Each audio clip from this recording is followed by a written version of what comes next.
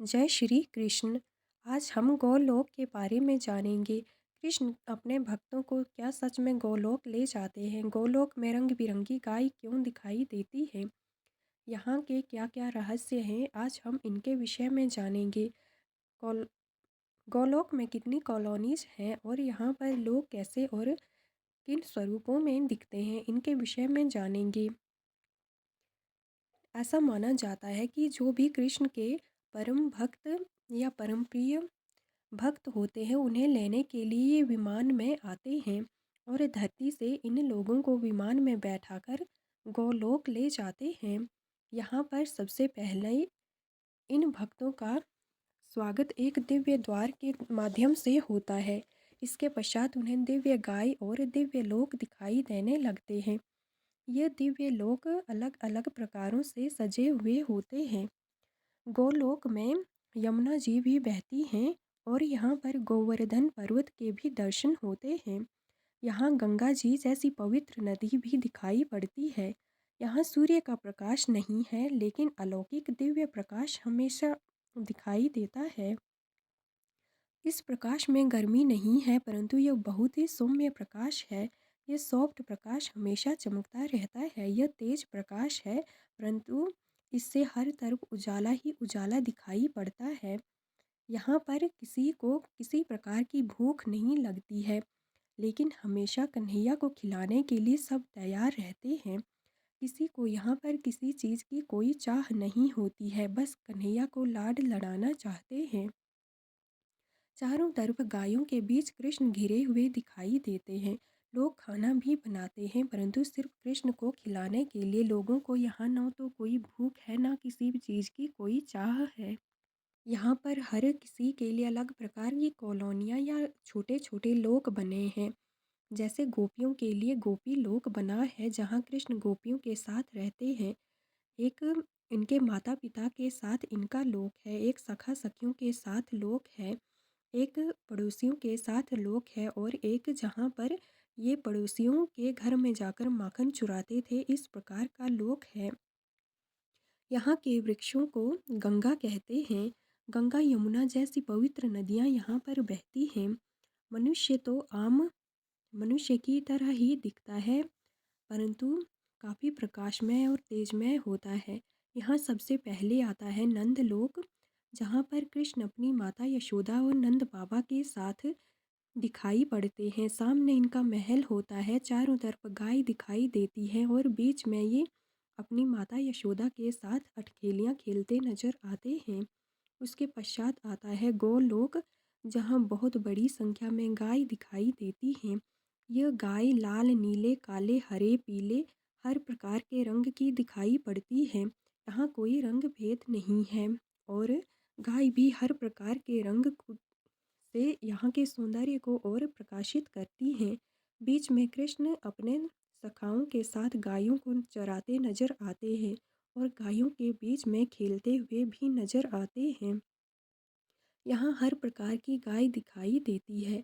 इसके पश्चात आता है सखा लोक, जहाँ कृष्ण अपने सखा और सखियों के साथ खेलते हुए नजर आते हैं।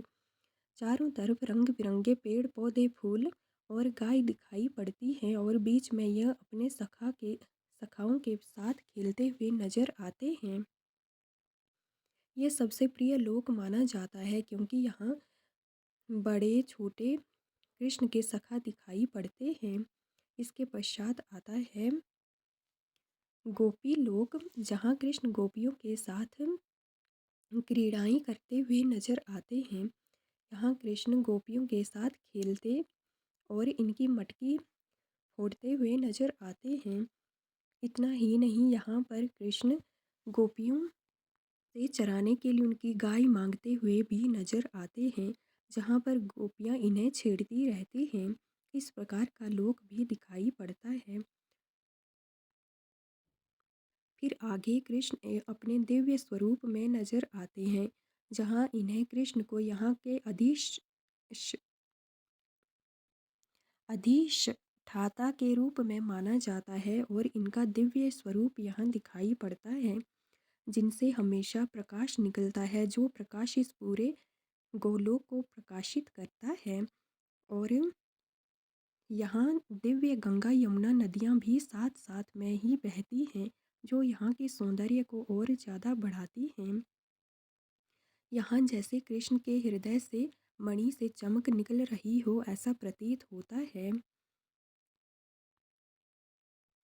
ऐसा माना जाता है कि यहाँ चारों तरफ गाय ही गाय दिखाई देती हैं। सबसे ज़्यादा यहाँ गाय होती हैं, इसलिए भी इसे गोलोक कहा जाता है।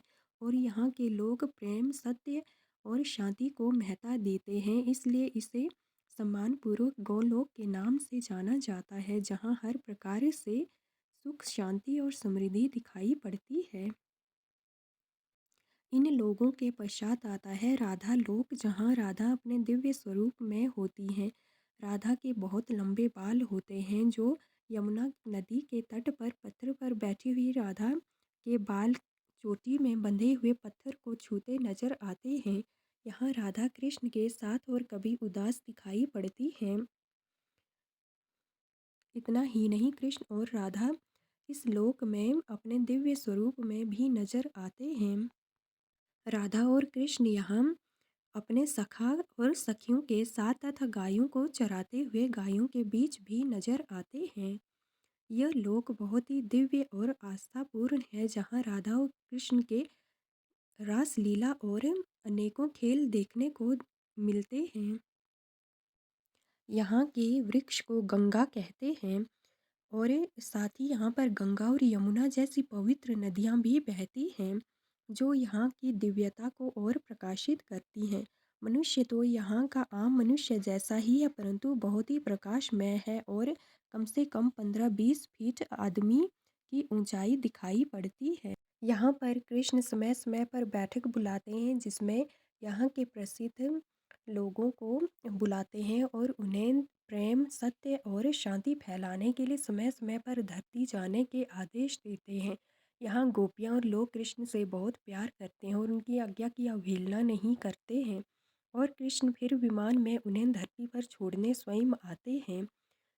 तभी से ऐसा माना जाता है, यहाँ वर्तमान समय में भी जो लोग कृष्ण की लीलाओं का प्रचार करते हैं, वे कहीं न कहीं गोलोक से संबंधित होते हैं। गोलोक से कृष्ण ने ही उन्हें भेजा होता है, ऐसा माना जाता है। कृष्ण अपने विभिन्न स्वरूपों में गोलोक के विभिन्न भागों में रहते हैं और उसे एक दिव्य संसार प्रदान करते हैं। वहाँ पर सूर्य नहीं है, परंतु कृष्ण से निकलने वाले एक दिव्य प्रकाश है, जो पूरे गोलोक को प्रकाशित करता है। राधा भी अपने लोक में बड़ी प्रसन्नचित और कभी उदास दिखाई देती है। जय श्री कृष्ण, जय श्री